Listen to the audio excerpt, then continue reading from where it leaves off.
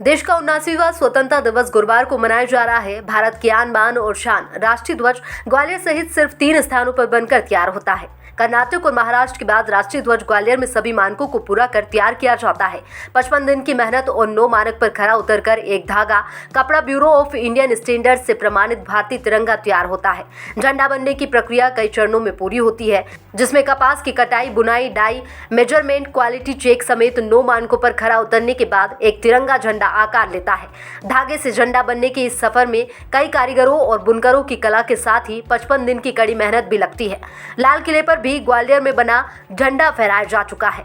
ग्वालियर के मध्य भारत खादी संघ में बने भारतीय तिरंगा देश में कन्याकुमारी से लेकर जम्मू कश्मीर तक फहराया जा चुका है। ग्वालियर के जिवाजीगंज क्षेत्र स्थित मध्य भारत खादी संघ की वर्कशॉप है, जहां स्वतंत्रता दिवस व गणतंत्र दिवस से कुछ महीनों पहले से यहां काम करने वाले कारीगर दिन रात काम में जुटे रहते हैं, ताकि देश भर से आने वाली तिरंगे की डिमांड को पूर्ति की जा सके।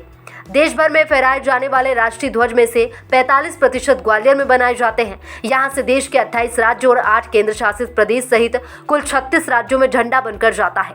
एक दिन में वर्कर को लगभग 550 से अधिक झंडे सिलने होते हैं। मध्य भारत खादी संघ की वर्कशॉप में प्रशासनिक अधिकारियों की गाड़ी और उनके ऑफिस की टेबल पर लगने वाले झंडे भी बनाए जाते हैं।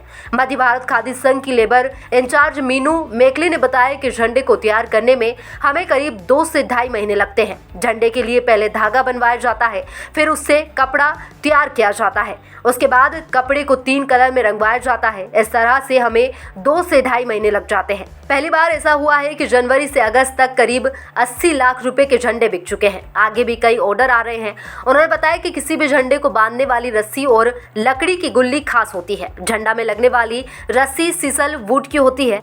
यहाँ देश में कम ही पाई जाती है। यहाँ रस्सी पहले विदेश से मंगाई जाती थी, पर अब पश्चिम बंगाल में ही मिल जाती है। यहाँ 490 रुपए किलो मिलती है।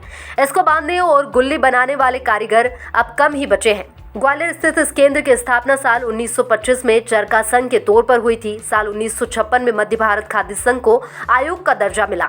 इस संस्था से मध्य भारत की कई प्रमुख राजनीतिक हस्तियां भी जुड़ी है। उनका मानना है कि किसी भी खादी संघ के लिए तिरंगे तैयार करना बड़ी मुश्किल का काम होता है, क्योंकि सरकार की अपनी गाइडलाइन है, उसी के अनुसार तिरंगे तैयार होते हैं। यही कारण है कि जब यहाँ तिरंगे तैयार किए जाते हैं तो बारीकी से उनकी मॉनिटरिंग की जाती है।